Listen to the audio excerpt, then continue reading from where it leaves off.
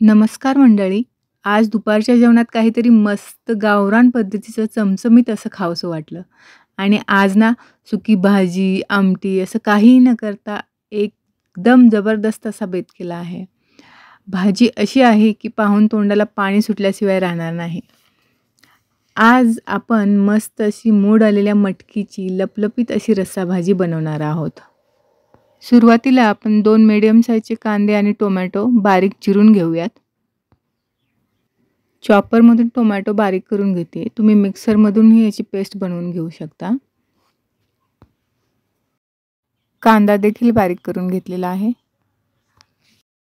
इथे मी 2 चम्मच शेंगदाणे, 4-5 लसूण पाकळ्या, 1 इंच अद्रक आणि 4-5 कढीपत्त्याची पाने जाडे-भरडे वाटून घेतलेलं आहे. त्या शेंगदाण्याऐवजी तुम्ही खोबरं देखील वापरू शकता. तर भाजी बनवण्याआधी मी कांदा, टोमॅटो आणि हे वाटणाची तयारी करून घेतलेली आहे. चला तर मग आता भाजी बनवूयात. कढईत 2 चम्मच तेल घेतलेलं आहे.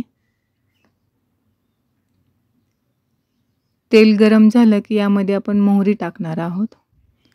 तेल गरम झालेलं आहे. यामध्ये मोहरी घालूयात. मोहरी तडतडली की जिरे घालायचे आहेत. अर्धा चम्मच मोहरी, अर्धा चम्मच जिरे घालायचे आहेत.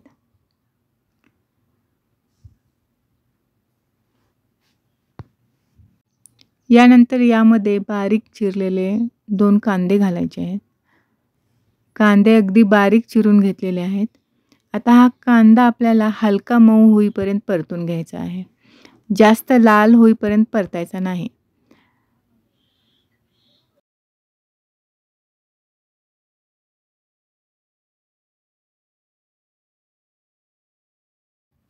पाहू शकता हलकासा मऊ दिसतोय. आता यामध्ये आपण वाटण घालूयात. शेंगदाणे, आलं, लसूण आणि कढीपत्ता याचं आपण वाटण बनवलं आहे. ते अगदी याच्यामध्ये घालूयात आणि छान 2 मिनिट मंद आचेवरती परतून घेऊयात. इथे शेंगदाण्याऐवजी तुम्ही सुक्या खोबऱ्याचा तुकडा देखील वापरू शकता छोटासा. आता वाटण कांद्यामध्ये एकजीव करून घ्यायचं आहे. खमंग असं परतून घ्यायचं आहे. कांदा सुरुवातीला खूप जास्त परतायचा नाही. अर्धवट मऊ झाला की लगेच वाटण घालायचं. म्हणजे वाटणासोबत कांदा परतला जातो आणि व्यवस्थित होतो. वाटण परतत असताना यामध्ये हिंगसुद्धा घालायचा आहे. भाजीचा रस्सा छान मिळून यावा म्हणून यामध्ये 1 चम्मच बेसन पीठ घालायचं आहे. हे पीठ देखील मंद आचेवर 1 ते 1.5 मिनिट परतून घ्यायचं आहे. म्हणजे बेसन पिठाचा कच्चापणा पण निघून जाईल.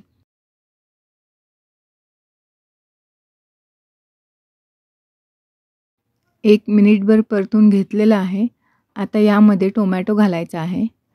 टोमॅटो देखील व्यवस्थित एकजीव करून घ्यायचा आहे. आणि 1-2 मिनिट मंद आचेवरती टोमॅटो मऊ होईपर्यंत परतून घ्यायचा आहे. 2 मिनिट याला परतून घेऊयात.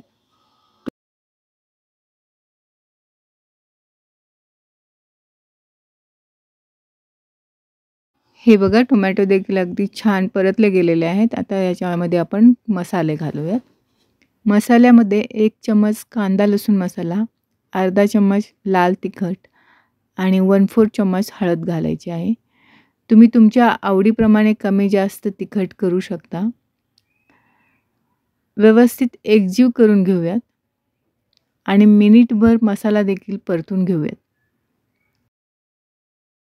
इथे कांदा लसूण मसाल्याऐवजी घरगुती काळा मसाला वापरला तरी देखील भाजी खूप छान होते. हे मसाले देखील 2 मिनिट मंद आचेवरती छान परतून घेऊयात.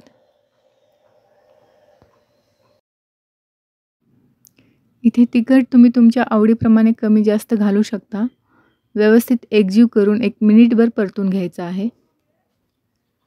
1 मिनिट झाल्यानंतर यामध्ये थोडंसं पाणी घालायचं आहे. पाणी घातल्याने मसाला करपणार नाही आणि व्यवस्थित परतला जाईल. अगदी छान तेल देखील सुटेल आणि टोमॅटोसुद्धा मऊ होईल. आता मंद आचेवरती 3 मिनिट व्यवस्थित परतून घेऊयात. हा मसाला तेल सुटेपर्यंत परतून घ्यायचा आहे.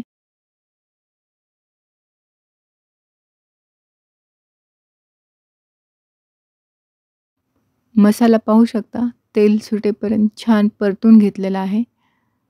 मसाल्यांचा त्याचा सुगंध देखील येतोय. आता यामध्ये 1 वाटी मोड आलेली स्वच्छ धुवून घेतलेली मटकी घालूयात. मटकी आदल्या दिवशी पाण्यात भिजवून घेतली होती आणि रात्री यातलं पाणी काढून एका कपड्यात बांधून ठेवली होती. मसाल्यामध्ये मटकी मिक्स करून घेऊयात, एकजीव करून घेऊयात. यानंतर यामध्ये चवीनुसार मीठ घालूयात आणि मटकी मंद आचेवरती 3 ते 4 मिनिट पाणी न घालता परतून घ्यायची आहे.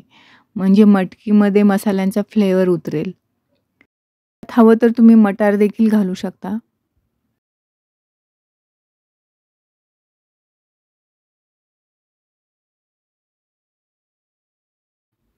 मटकी 3 ते 4 मिनिट परतून घेतली आहे. छान तेल सुटलं आहे. आता यामध्ये पाणी घालायचं आहे. मटकी शिजून हलकी लपलपीत रस्सा राहील अशी बनवायची आहे. त्या अंदाजाने पाणी घातलं आहे. तुम्ही सुकी भाजी हवी असेल तर फक्त मटकी शिजेल इतकंच पाणी घाला. एक उकळी आली की झाकण ठेवून आपण 3 ते 4 मिनिट मटकी शिजवून घेणार आहोत.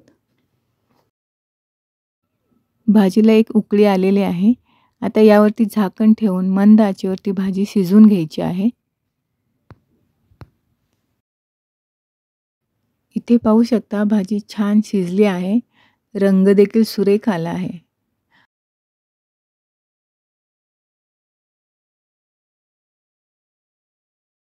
मस्त अशी रस्सा भाजी तयार झालेली आहे. तुम्हाला जर याहूनही जरा पातळ भाजी हवी असेल तर थोडंसं पाणी देखील वाढवू शकता. वरून कोथिंबीर घालूयात आणि गॅस बंद करूयात. मटकीची मस्त अशी रस्सा भाजी तयार झालेली आहे. ही भाजी तुम्ही भाकरीसोबत, चपातीसोबत किंवा भातासोबत देखील खाऊ शकता. मटकीची रस्सा भाजी म्हटलं की तोंडाला पाणी सुटल्याशिवाय राहणार नाही. तुम्हाला जर मटकीची रस्सा भाजी आवडत असेल तर मला कमेंट्समध्ये सांगा. करून पहा ही भाजी.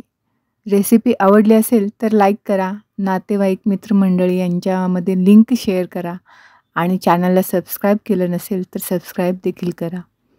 परत भेटूयात अजून एका रेसिपीसोबत. तोपर्यंत धन्यवाद.